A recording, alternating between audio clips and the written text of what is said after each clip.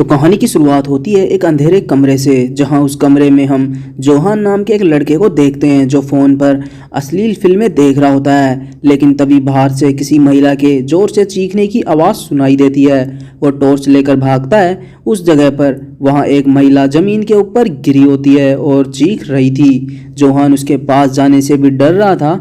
यह महिला और कोई नहीं बल्कि जोहान की अपनी माँ होती है। लेकिन उसके ऐसा करने की वजह के बारे में वह कुछ साफ नहीं बता पाती। जहाँ उसी शहर में हम एक क्रोकोडाइल पार्क देखते हैं जहाँ पर वे रहा करते हैं और वे इस पूरे पार्क को दोनों मिलकर ही संभाला करते हैं। लोग इस पार्क की टिकट लेकर क्रोकोडाइल देखने के लिए यहाँ पर आया करते हैं। जोहान के पिता बहुत पहले ही गुजर चुके थे। कैसे और कब इस कहानी के अंदर स्पष्ट किया गया है। जोहान के लिए यह पार्क किसी कैद खाने से कम नहीं था, क्योंकि उसने एक भी दोस्त और ना ही उसकी कोई गर्लफ्रेंड थी। यह कहना गलत नहीं होगा कि उसने कभी कोशिश नहीं की, बल्कि उसके पीछे की सबसे बड़ी वजह उसकी माँ होती है। जहाँ पर उसकी माँ हर एक मूवमेंट पर उसकी नजर रखा करती है, जहाँ पर वह जोहान के उठने बैठने और खाने से सोने तक की हर एक चीज को कंट्रोल किया करती है। यहाँ तक कि वह आज भी अपनी माँ के साथ ही अपने कमरे में सोया करता है, जहाँ पर अनीता नहीं चाहती है कि किसी भी प्रकार से जोहान का बाहरी लोगों के साथ संपर्क बने। दुनिया से वह उसको बचा कर रखना चाहती है और ना ही उसके जीवन में कोई स्त्री को आने देना चाहती है। अब यह सब कुछ बहुत अजीब होता है, लेकिन जिस दिन पार्क बंद होता है वह अपनी मोटरसाइकिल लेकर वक्त बिताने बाहर चला जाता है, ताकि इस घुटन भरी जिंदगी से वह थोड़ा राहत मिल सके। जोहान थोड़ा शर्मीला स्वभाव का था, जो वहाँ किसी से भी नजरें नहीं मिलाकर बात नहीं किया करता है, क्योंकि बचपन से जवानी तक उसका बाहरी लोगों से इंटरेक्शन बहुत कम रहा है। आज बाहर खाना खाते समय वह दो लड़कियां उसके बगल में बैठी होती हैं। उन्हें बगल में बैठते ही वह अजीब सी गंध महसूस होती है, और जो कि जोहान के शरीर से आ रही थी, क्योंकि उसका काम ही कुछ ऐसा था, क्रोकोडाइल को मरी हुई मुर्गियां खिलाना और देखरेख करना। अब इसकी वजह से वह भी थोड़ा शर्मिंदा हो जाता है और वहाँ उसे पता चलता है कि जोहान अब अपनी जवानी की दहलीज पर आ चुका है। वह काम ऊर्जा अपने शिखर पर होती है। जोहान की जवानी अब बाहर आने लगी है और उसकी ऊर्जा भी उसके शिखर पर है। अब उसे महसूस होता है कि जोहान अब उसके अधिकार से खत्म हो रहा है। ऐसे तमाम सवाल उसके मन में उठने शुरू हो जाते हैं। रात में सोने से पहले वह अनीता के कंधों को मसाज किया करता है, क्योंकि उसे ऐसा करना अनीता को यह एहसास दिलाता है जोहान उसकी पकड़ के अंदर है। बिना उसकी इजाज़त के वह अब खुद के फैसले भी नहीं लेता है। आज अनीता ने यह कह दिया कि तुम बड़े हो रहे हो, शरीर पे काफ़ी बदलाव आएंगे, इसीलिए तुम्हें खुद को थोड़ा कंट्रोल करना होगा। लेकिन जोहान को उसकी कोई भी बात समझ नहीं आती है। उसे लगा शायद उसकी माँ गंध को लेकर बात कर रही होगी। इस पर उसने कहा कि वह हर रोज़ नहाता है और दूसरे दिन वह बाजार चला जाता है। वहाँ पर एक परफ्यूम की शॉप पर गया। शायद वह खुद के लिए एक परफ्यूम लाता है, क्योंकि उसे ऐसा लगने लगा था कि लोग उसकी गंध की वजह से परेशान हो चुके हैं। रात को हम देखते हैं अनीता को चेयर पर बैठा हुआ।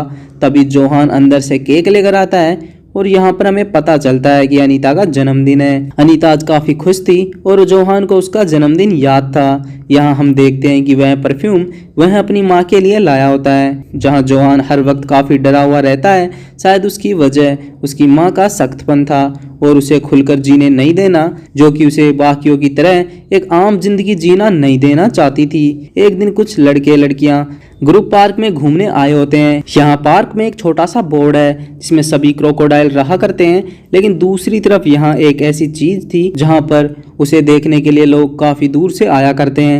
यहाँ इकलौता एक सफेद क्रोकोडाइल होता है जो कि सबसे अलग रखा जाता है। जहाँ ऐसे ग्रुप होते हैं जोहान बहुत ही खुश होता है। उसकी भी इच्छा होती है कि वह उनसे घुल मिले, लेकिन उसकी माँ से डरता है। जोहान जब सफेद क्रोकोडाइल का मुर्गा खिलाने गया था तो वहाँ उसकी वीडियो बनाने लगते हैं, क्योंकि उन्होंने कभी लाइव ऐसा नहीं देखा है। उसी वक्त वहाँ अनीता आकर लड़के को जबरन खींचकर अंदर जाने को बोलती है। कोई करीब से वीडियो बनाए और उसकी इस हरकत से सभी नाराज होते हैं और यह बात जोहान भी नोटिस करता है और उसे काफ़ी शर्मिंदा होना पड़ता है। अब उनके जाने के बाद अनीता उस सफ़ेद क्रोकोडाइल को देखकर उसकी तरफ मुस्कुराने लगती है। काफ़ी अजीब लगता है, जहाँ पर जोहान उससे कह देता है कि अगर वह यहाँ आने वाले लोगों के साथ ऐसी हरकतें करेंगे तो यहाँ आना सब बंद कर देंगे। उनकी कमाई का क्या होगा। लेकिन अनीता के चेहरे पर एक अजीब सी हंसी थी। उसे इस बात का जरा भी फर्क नहीं पड़ता है। उसने कहा कि वे लोग उसके पिता के साथ बदतमीजी कर रहे थे, इसीलिए उसने उसके साथ ऐसा किया था। यहाँ हमें पता चलता है कि अनीता उस सफ़ेद क्रोकोडाइल को अपना पति मानती है। जोहान भी उसे अपना पिता मानता है। जहाँ बिना अपनी माँ के कोई सवाल किए दूसरे दिन वे स्कूल के सामने अपने पार्क का फ्लेयर बांटने जाता है ताकि ज़्यादा से ज़्यादा लोग विजिट के लिए वहाँ पर आए। लेकिन कुछ लोग वहीं उसे फेंक रहे थे। जोहान उस साइकिल के पहिए से अपना फ्लेयर निकालने लगता है। तभी पीछे से एक लड़की की आवाज़ आती है। वह कहती है कि यह साइकिल मेरी है। लड़की को लगता है कि जोहान साइकिल चुरा रहा है, लेकिन वह बताता है कि वह अपना फ्लेयर निकाल रहा है। लड़की ने पूछा, तुम आसपास कोई साइकिल रिपेयर शॉप है? दरअसल उसकी साइकिल खराब हो चुकी थी। जोहान उसे अपनी बाइक पर बैठाकर रिपेयर शॉप पर ले जाता है। घर जाने से पहले उसने लड़की को फ्लेयर दिया और उसे बताता है कि कल शाम को पार्क में होने वाले खास क्रोकोडाइल शो को देखने तुम आ सकती हो। क्रोकोडाइल के साथ खेल दिखाया जाएगा। यहाँ पर उस लड़की को शो के बारे में बिल्कुल भी पता नहीं था। जोहान को पता चलता है कि वह लड़की शहर में नई है, क्योंकि अगर वह यहाँ की होती तो उसे इस शो के बारे में ज़रूर पता होता। जोहान ने कहा कि कल आकर तुम खुद देखना, दोनों लगभग एक ही उम्र के होते हैं। जाते वक्त वह लड़की उसे अपना नाम एरोमी बताती है। एरोमी पहली ऐसी लड़की है जिसने जोहान से इतनी देर तक बात की है। दूसरे दिन हम पार्क का दृश्य देखते हैं। आज काफी लोग शो के अंदर आए होते हैं। कुछ एक्सपर्ट्स भी आए थे शो करने के लिए। शो खत्म होने के बाद जोहान उन लड़कों के पीछे जाने लगा। तभी उसकी माँ आवाज देकर उसे बुला लेती है, क्योंकि वह नहीं चाहती है कि वह किसी से भी बात करे। जोहान को अंदर लेकर जाने लगी। तभी पीछे से एक लड़की ने जोहान को पुकारा। वह लड़की एरोमी थी जो शो देखने आई थी, लेकिन वह पीछे की रो में बैठी थी, जिससे जोहान उसे देख नहीं पाया। एरोमी को यहाँ देखते हैं कि अनीता के चेहरे का रंग उड़ जाता है, मानो जैसे उसने किसी भूत को देख लिया है। उसके मन में कई सवाल उठने लगते हैं। आखिर जोहान की मुलाकात उससे कब हुई? जोहान ने कहा आरोमी उसकी दोस्त है और उसने दोनों आपस में परिचय करवाते हैं। आरोमी ने हाथ मिलाने के लिए अपना हाथ आगे किया, लेकिन काफ़ी देर सोचने के बाद अनीता उससे हाथ मिलाती है। जोहान डर भी जाता है कि अब उसे उसकी माँ के सवालों का जवाब झेलना होगा। अनीता गुस्से में वहाँ से चली गई। वह अंदर से छिपकर दोनों के बीच बातचीत को देख रही थी। जोहान रात में एरोमी से फ़ोन पर चैट करता है। दूसरे दिन सुबह होते ही वह तैयार हो जाता है, जहाँ वह अपनी माँ का परफ्यूम यूज करके एरोमी से मिलने के लिए निकल जाता है। वहाँ एरोमी को मोटरसाइकिल सिखाने लगा।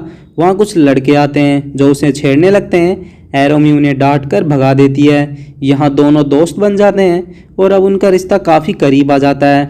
रात को हम जोहान को स्टोर के रूम में देखते हैं, जो अपने क्रोकोडाइल के अंडे को स्टोर कर देख रहा होता है, लेकिन अभी तक अंडे पूरी तरह तैयार नहीं थे।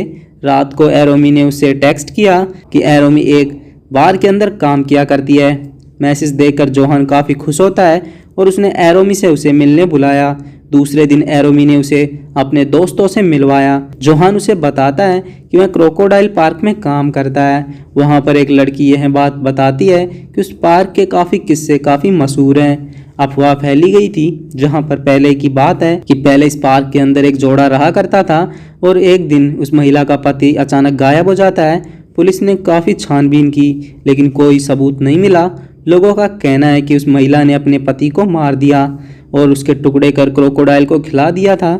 यहाँ पर हमें पता चलता है कि जिस महिला की वह बात कर रही है वह जोहान की माँ है। जोहान ने उसे कुछ नहीं कहा। एरोमी को उसकी बात से काफ़ी बुरा लगा और वह जोहान से माफ़ी मांगती है, लेकिन जोहान को ऐसा कुछ भी फील नहीं हुआ। अब एरोमी ने उसे बताने की कोशिश करती है कि वह एक बार के अंदर काम करती है, जहां शाम को उसने एरोमी को अपने घर छोड़ दिया। लेकिन अनीता को पता चला कि वो कहाँ और किससे मिलकर आ रहा है, जहां वह उससे डायरेक्टली पूछती है कि तुम उस लड़की से रिलेशन में तो नहीं हो। लेकिन जोहान कहता है कि हम सिर्फ छोटे मोटे दोस्त हैं और ज्यादा कुछ नहीं। अब अनीता उसका झूठ पकड़ लेती है, क्योंकि जोहान के चेहरे का रंग उठ चुका था। वह साफ साफ झूठ बोल रहा था। आधी रात को जोहान की नींद टूट गई। उसने देखा कि उसकी बगल में अनीता नहीं है और उसने बाहर से रोने की आवाज़ सुनी। जब वह बाहर जाता है तो उसकी माँ को बैठा हुआ पाता है, जो उसे रोते हुए देखता है, जो कि कहानी का वही शुरुआती सीन है। हमें पता चलता है कि अनीता के साथ रात को अक्सर ऐसा हुआ करता है, लेकिन इसके पीछे की वजह कुछ साफ पता नहीं चलती है। जोहान के बुलाने पर गुस्से से घुटनों के बल उसकी तरफ दौड़ने लगी और वह उसकी तरफ तुरंत झपटती है। जोहान खुद को बचाने की कोशिश करता है, मानो जैसे कोई जानवर को देखकर वह ऐसी हरकतें कर रही हो। जब भी अनीता के पास वह यह सब होता है, जोहान बुरी तरह डर जाता है। सुबह हम देखते हैं रात उस हादसे की वजह से अनीता के हाथ में चोट लग चुकी थी और दूसरी तरफ जब वह गहरी नींद के अंदर सो रही थी तो जोहान अचानक से उठकर एरोमी से मिलने चला जाता है। और जब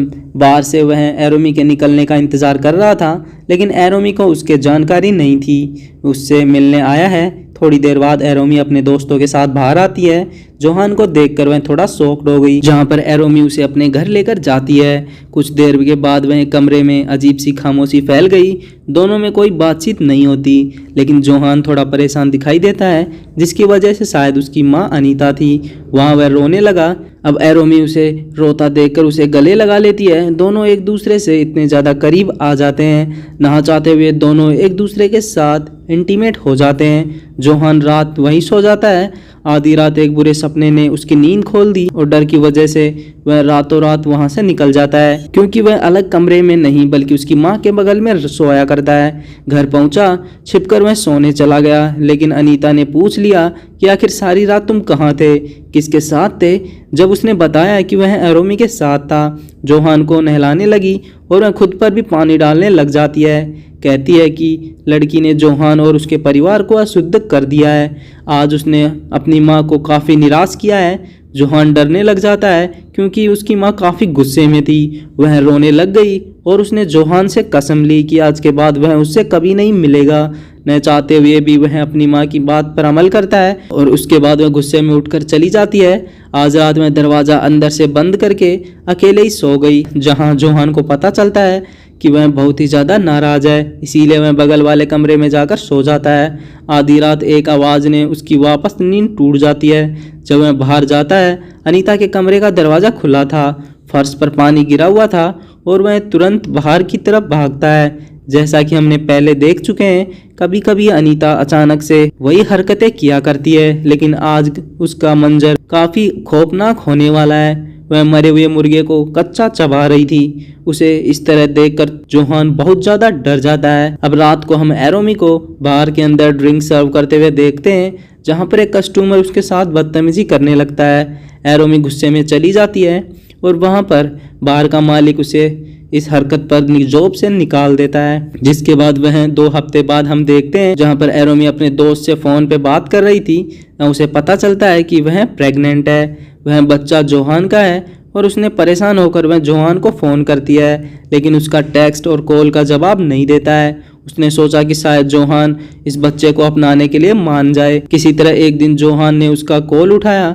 एरोमी उसे अकेले में मिलने बुलाती है। जोहान ने डरते हुए कहा कि अब हम दोबारा नहीं मिल सकते, क्योंकि उसकी माँ को सच पता लग चुका है। इतना कहकर वहाँ से जाने लगा। तभी एरोमी ने उसे बताया कि वह प्रेग्नेंट है। तभी वह रुक जाता है और वह साथ उसे अपने घर ले जाता है। यहाँ वह अपनी माँ से सारी बात बता देता है। अनीता वहाँ उसके बात सुनकर तैयार नहीं थी। उसने कहा कि क्या सबूत है, यह जोहान का बच्चा है। जिसके बाद अनीता उसी वक्त प्रेगनेंसी किट से उसका कई बार टेस्ट करती है। टेस्ट में रिजल्ट पॉजिटिव रहता है, लेकिन फिर भी वह जिद करती है कि इसका क्या भरोसा, वैसे भी ये बार के अंदर काम करती है। उसकी यह बात सुनकर जोहान अपनी माँ को टोक देता है कि ऐसा बोलने से पहले आपको थोड़ा सोचना चाहिए था, क्योंकि एरोमी खुद पहले ही बहुत ज़्यादा परेशान है। इतना कुछ सुनने के बाद वह एरोमी वहाँ से जाने लगी। उसे जाने के बाद उसने अपनी माँ से कहा कि एरोमी से वह शादी करना चाहता है। इस वक्त उसे अकेला नहीं छोड़ सकता। अनीता के चेहरे का रंग उड़ जाता है, क्योंकि उसे पता है कि उसके जीवन में एरोमी के आने के बाद उसकी पकड़ जोहान से टूट जाएगी। जोहान ने कहा कि वह जीवन भर अकेला नहीं रह सकता। अनीता को भी लगने लगा था जोहान को अब उसकी ज़रूरत नहीं है। हम देखते हैं कि बाहर उस सफ़ेद क्रोकोडाइल के पास जाकर ज़ोर ज़ोर से चीखने लग जाती है। जैसा कि हम जानते हैं कि वह क्रोकोडाइल को अपने परिवार का हिस्सा मानती है। जोहान के पिता के रूप में देखती है। रात को मैं अपनी माँ के पास गया, उसके पैरों के पास जाकर लेट जाता है। जोहान ने उससे गुजारिश की कि वह अपना ले, क्योंकि इससे वह कुछ नहीं बदलेगा। यह कहकर वह उसको गले लगा लेता है, जिससे उसका गला भर जाता है। अनीता भी इसके लिए अब मान जाती है। शायद एरोमी को अपनाने के लिए मान गई। दूसरे ही दिन एरोमी अपने घर से सामान लेकर वहां पर शिफ्ट हो जाती है, जहां पर अब वह यही रहेगी इस परिवार का हिस्सा बनकर। लेकिन एरोमी ज़्यादा खुश नहीं दिखाई देती है, क्योंकि वह जानती थी कि उसके यहाँ आने से अनीता खुश नहीं है। रात को उसके पूछने पर जोहान बताता है आज से पहले वह अपनी माँ के कमरे में रहा करता था। अब दूसरे दिन भी एरोमी कामकाज में लग जाती है, जैसे क्रोकोडाइल को मरे हुए मुर्गे खिलाना। लेकिन मुर्गे की गंध उस अजीब सी घुटन महसूस कराती है। शायद उसे थोड़ा समय लगेगा इस कामकाज को सीखने में। एरोमी यहाँ से आने से अनीता बिल्कुल भी खुश नहीं थी, क्योंकि वह जोहान ज़्यादा समय एरोमी के साथ बिताया करता है। उस दिन जोहान उसे सफेद क्रोकोडाइल दिखाने ले जाता है। एरोमी के पूछने पर बताता है कि क्रोकोडाइल बिल्कुल अलग है, लेकिन वह कुछ नहीं समझ पाई। इसके हिसाब से अगर देखा जाए तो सिर्फ कलर का ही फर्क है, बाकी कुछ भी अलग नहीं है। यहाँ जोहान ने कहा कि क्रोकोडाइल उसकी माँ से काफी कनेक्टेड है, दोनों एक दूसरे की मन की बात सुनते हैं और समझते हैं। अब यह बात उसको थोड़ी अजीब लगती है, लेकिन वह इस पर ध्यान नहीं देती है। ने कहा कि यह सच है, वे एक दूसरे के साथ कनेक्टेड हैं। उसने एमी को रखे हुए क्रोकोडाइल का एग भी दिखाता है।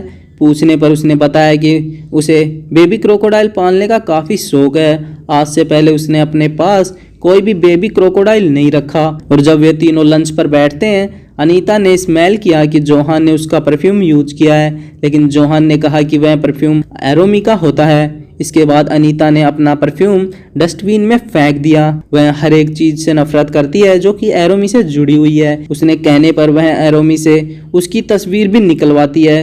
कुछ देर बाद वह खड़ी रही और उन्हें देखती रही, क्योंकि बहुत जल्द वह भी माँ बनने वाली थी। अब इस दिन उससे मिलने के लिए उसकी एक दोस्त आती है, जो कि उसके साथ बार के अंदर काम किया करती थी।